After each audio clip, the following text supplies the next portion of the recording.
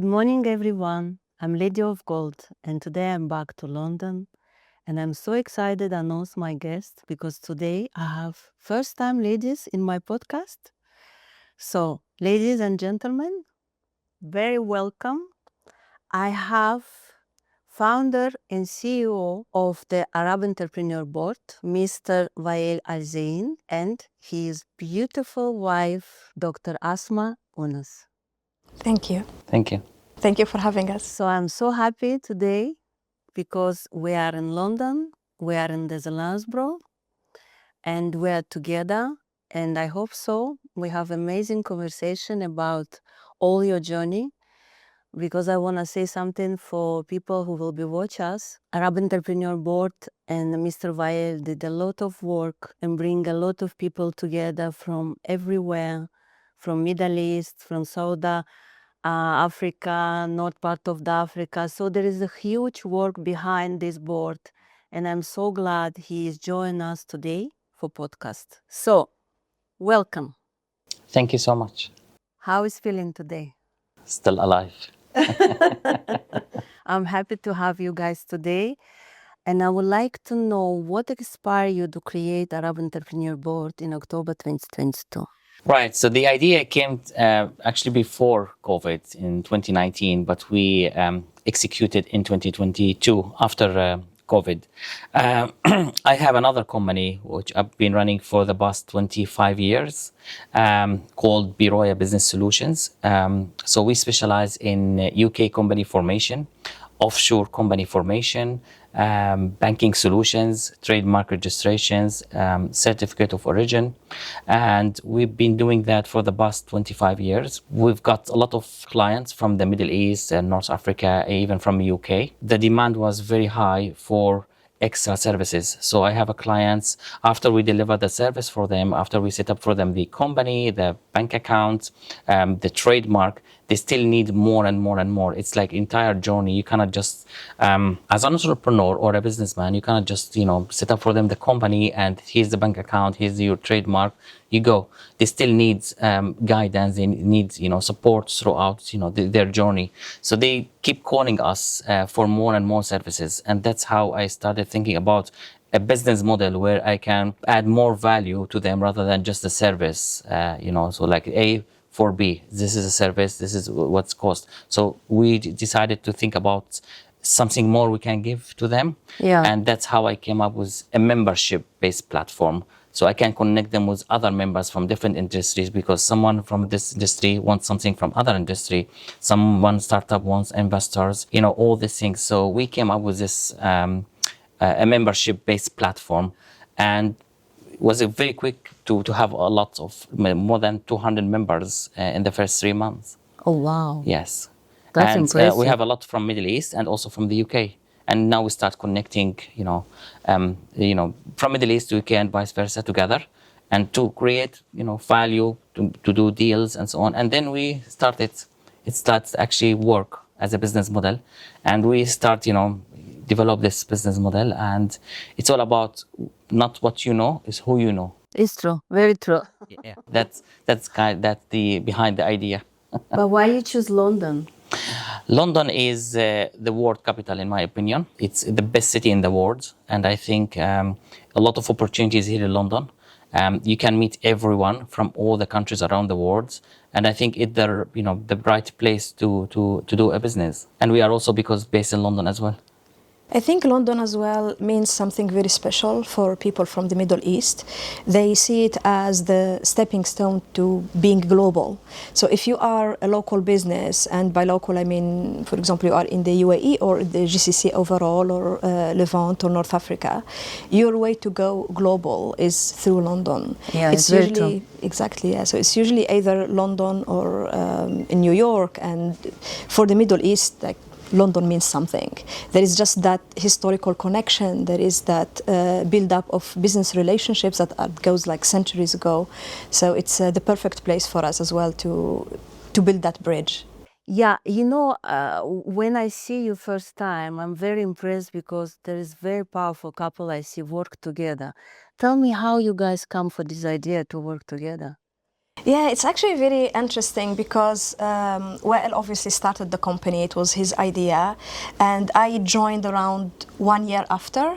I believed in his idea, I believed in his vision, and my background. So my background is both science and banking. So I was like, okay, this looks like very promising thing. It's very new. No one has done that before. So why don't I also invest in the company? So I invested, and then I became one of the directors, one of the two directors, and we started building. And it's quite fascinating journey because we have very different skill sets. So he is the CEO. He's extremely good in execution. Yeah. I don't like doing execution. I like more the strategy, so I became the chief strategy officer, and then I can pitch in my ideas and I can be in charge of the creative process. No, in actually, the also business. it's very good balance between. Yes, You know? yeah. So it's a good combination for our skill set, and we got to so far work together since 2023 or 2024, and it's been really good. I think we complement each other in business very well, and obviously there is that And trust. spend all the time together. Yes, yeah, exactly. That is brilliant. Before that, I used to do my own thing in the banking industry, and he used to do his own thing with the Biroya Business Solution. But now we actually get to spend time together, and we get to put all our efforts and all our productivity and everything into one business and grow it as a family business. Yeah. And also our connections, because I'm connected more into the financial sector and the technology sector and AI and etc. And he's connected more to the luxury sector and the retail and all those like mega corporations. So we also bring very different networks into the scene, and that's I think one of our biggest strengths.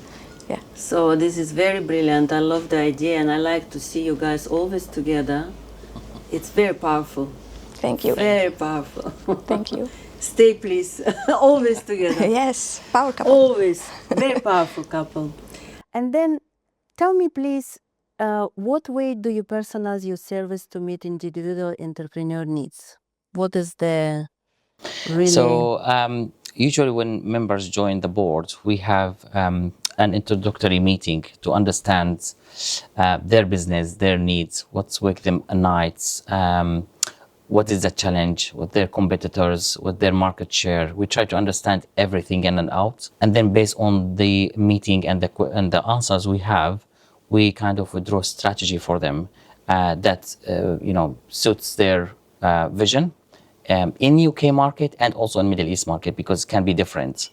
And also the most important element of the strategy is actually the personal introduction to the right people in UK and in the Middle East. So it can help them to expand and also to meet their targets, that's the most important thing. It's all about introduction to the right people. And do you seem to be get more global? Yes, we have, for example, now presence in Singapore, so that we're covering Asia. Yeah. We also cover the Middle East and North Africa.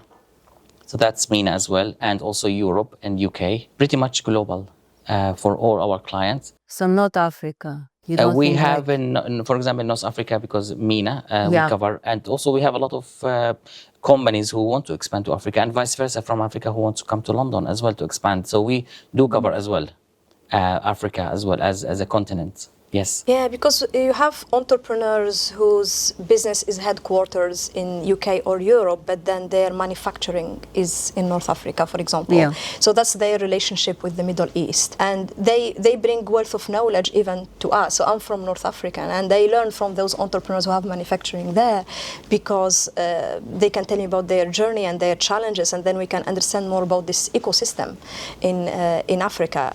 Also, we are getting a lot of interest from the US now. Which is Really? Yes, which is very new. It started That's amazing. late 2025. We started getting interest from the US, mainly from technology companies and cosmetics and green cosmetics and sustainability. So we are also looking forward to see what we can do with those clientele. I and, would like to see you everywhere, yeah. guys. Yes. That will be amazing, because I'm part also your community, and I would like to see we grow more.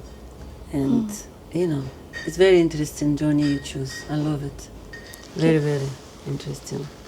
Can you share example of how the board has helped members scale internationally? So some of the companies, like I would say, like a UK company, they were interested to expand to the Middle East, and they targeted two countries, Saudi Arabia and United Arab Emirates, and they were interested in those markets. And we, obviously, through their, through what they offer as a service and through our connection, we managed to connect them to the right people there in these two countries, not only to expand and also to have exposure to be a presence there and get maximum exposure. So we have two companies who actually now they are speaking in one of the biggest conference in Dubai at the moment, and that's an opportunity being given through the board, through our connection, and that's also helped them to facilitate the business there, the expansion, set up the company, and also start getting clients. And that's make us somehow very happy about seeing the value, seeing our members, expand internationally and becoming a global brand through the board, through our connection, and also getting them clients from the Middle East through our events and through the introduction we offer, and again through it depends on their services, and we can see what conferences, what events they can attend in the Middle East. If there's an opportunity, we can nominate them to be a speaker in those events, so we can get maximum exposure, attention from the media, one-to-one introduction or some important meetings with the right people. That's how we kind of personalize the service for them. Yeah, because in April actually we have a lot of events, Yeah. and this year actually is very. We have a few companies and few members in the board who actually they are going to Saudi Arabia 1 week before our events for another event. We set it up for them to speak and to participate, and then they will be attending our events second week of April. Yeah. Yeah, that's amazing. I think we do sign few MOUs as well, because with MOUs, obviously we sign it as the Arab Entrepreneurs Board, but all those members, all those entrepreneurs are under our umbrella. So every time we sign an MOU with an important entity, we did with the Playbook last year, we did with the Business Year this year, and we've got a few coming up this year, 2026 as well. So every time we sign an MOU, we have all our members in mind. So we think about not just how we are going to benefit as a company, but how our members can get exposure through this MOU, how can they do business, how they can get new contracts through this new connection. So we also do this kind of facilitation. I also want to say something about how you actually support the ladies globally. So they're all women, and then they also come and join, all events and the show. This is very powerful. So to be, the world now is changed, and I think so you are doing very, very right thing to give also chance a lot of women to come, to speak, to show them, to show the world actually what they are doing global, And that's why we have like the Arab Women Week in London. We are expecting around 1,000 attendees from the entire Middle East and also from the UK. We have 3 major events dedicated for women. So the day 1 is the Arab Women Business Forum at Mansion House. The day 2, the Arab Women Award ceremony at the House of Lords. And the day 3, the private entrepreneurship and innovation reception at the Royal Society. That the entire week is only dedicated for women, and that's all set of events. So one huge events we have like the entire week only for women. This is your idea, or you guys decide together?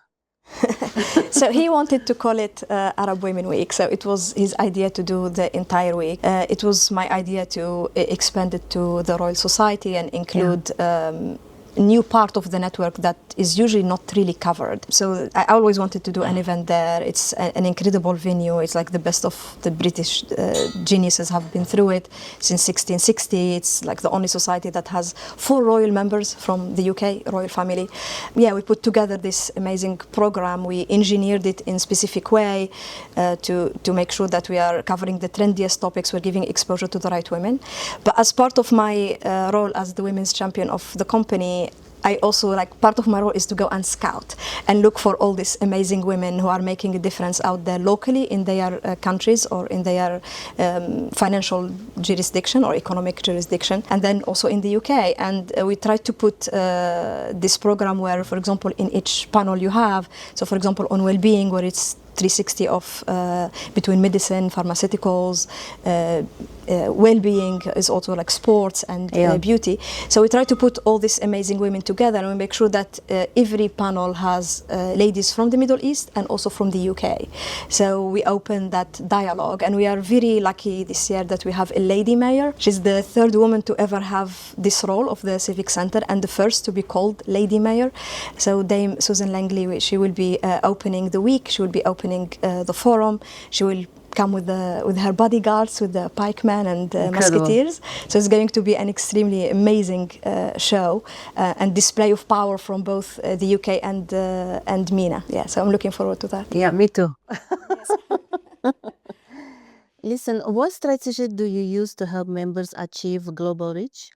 Again, it's like it's customized strategy, to be honest. It depends on each case, on each member, in each company, what they're looking for. And then based on our database, based on our connections, our previous experience, as we work on historical wins rather than projections. So we have to make sure from the past what we learned, how we can add value, how we can, help them. And it's case by case. So you look for any person individual? Yeah, it's each member, each company, what they are in, which industry, market, what they're looking, and so on. And based on this information, we then kind of customize the service for each client. Yeah. And how you see your company in the 5 years' time? Oh, it's a $1 million question. For me, my vision. $1 billion company. Could be. I want to be the way to go for all the UK companies who are interested to go to the Middle East, and also vice versa. I want also to be the way to go, to be the gateway for all the companies from the Middle East who want to expand in the UK. So we want to be the bridge connecting the United Kingdom with the Middle East, North Africa, and also globally. That's the vision in 5 years' time, and it could be in 2 years' time. Yeah, of course. Yes. It will be definitely. Was there a defining moment in your life that shaped your leadership philosophy? So there's a lot of moments, not one. As you know, I have 3 citizenships. I speak 3 languages. I lived in more than 12 countries around the world in the past. You're originally from Syria, right? Originated from Middle East, from Syria, yes. But there's a lot of situation that changing my perspective on leadership. Different cultures, different countries, different rules, and so on.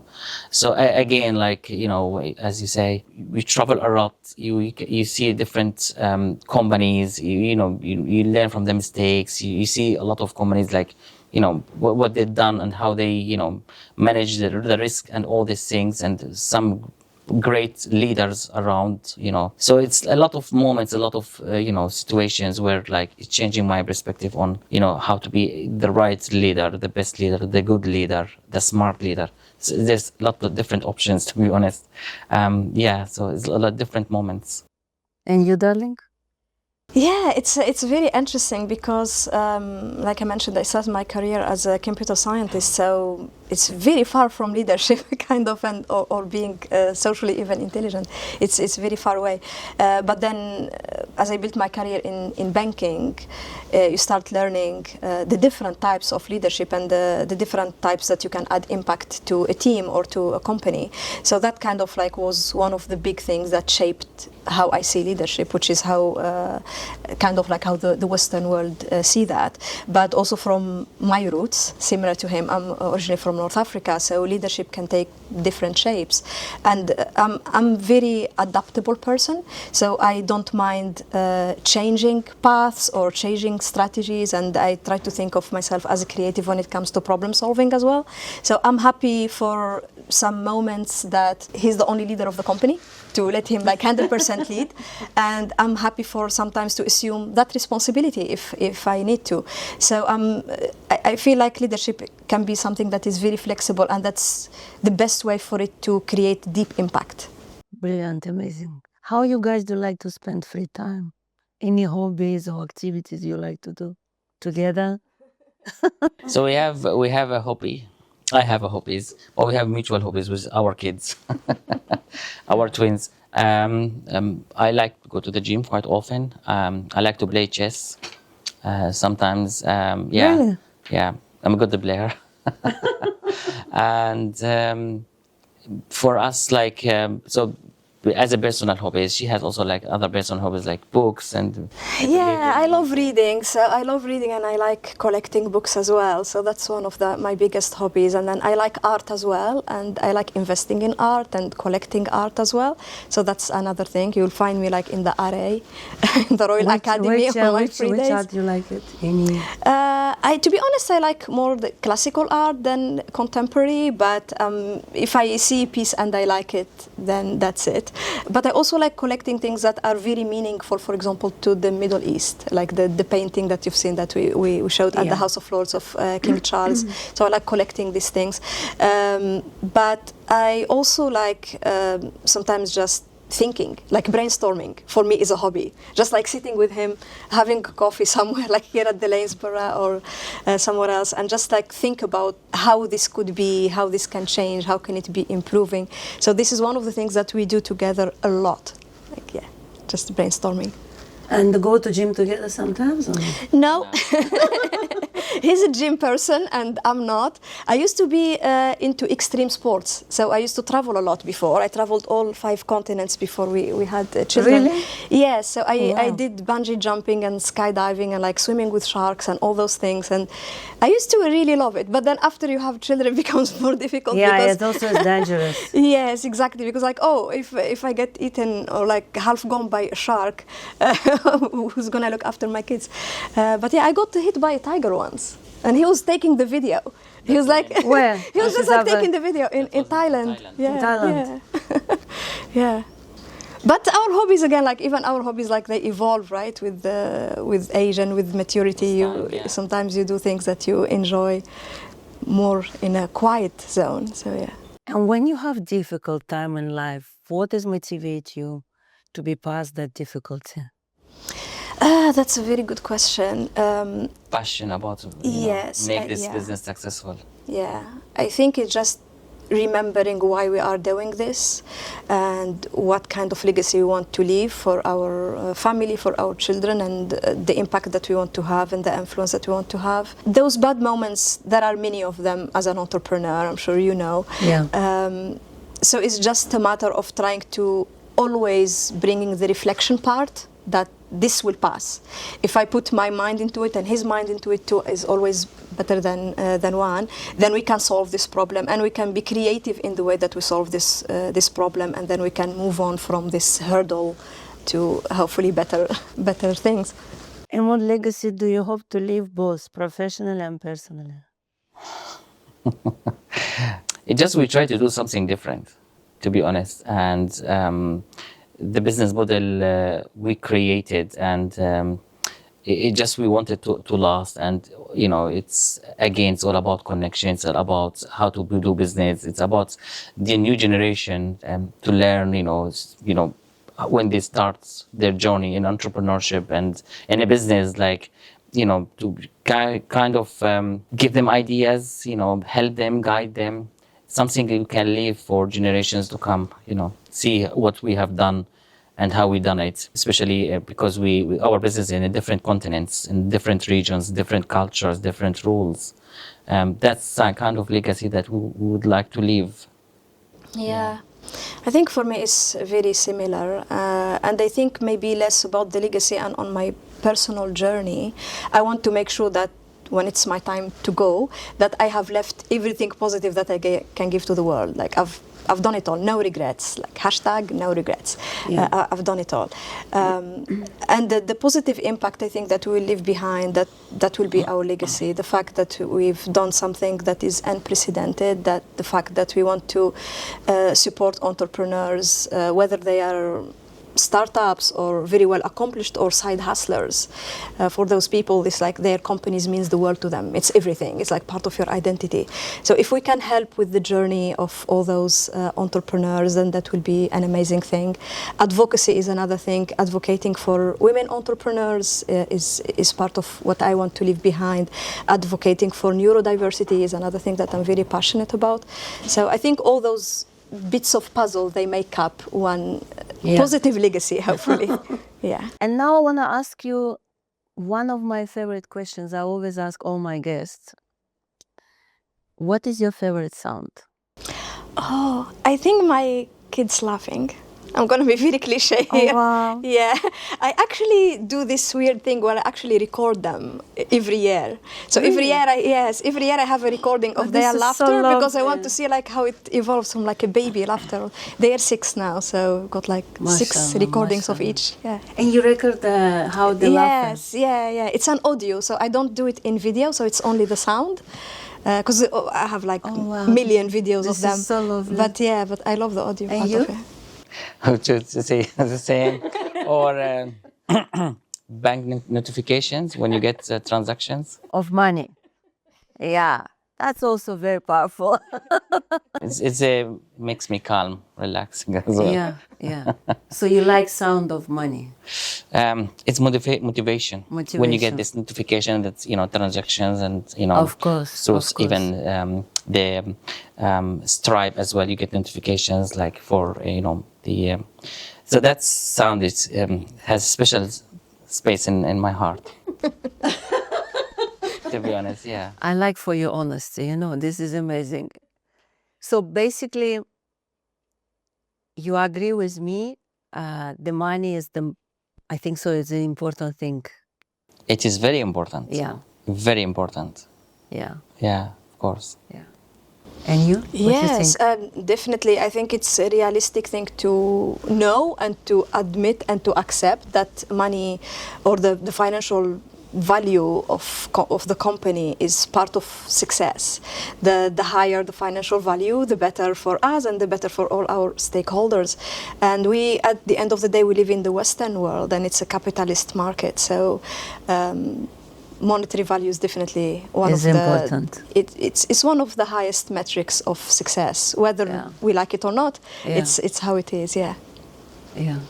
I agree. I also think that way because everything what you do need to be motivate you, but money is always give you best motivation to be better. It to do is. something It is. better. Yes, Yeah. and you can do more. You can expand your company when you are liquid. You can open other companies. You can show your creativity to the world. You can create any company you want if you have the capital. For most entrepreneurs, that's the first hurdle. Is you can be the most creative person and have the best ideas, but then if you don't have the cash to start the company, then you're going nowhere. Yeah. So I would like to say thank you so much to join me today. This morning we have amazing time together, nice conversation, and we have actually lovely weather too today after all these rain days. So I hope so we achieve the goal. We answer all questions. I think so. The people who follow us in social media and watch the podcast. So we are looking for April. We have a lot of events, especially for women. I'm also part of it. And I'm so glad to have you today with me. Thank you so much. Thank you so much for having us. Thank you so much. I've had a great time. Yeah. Yes, thank you. Fun. Thank you. Bye-bye.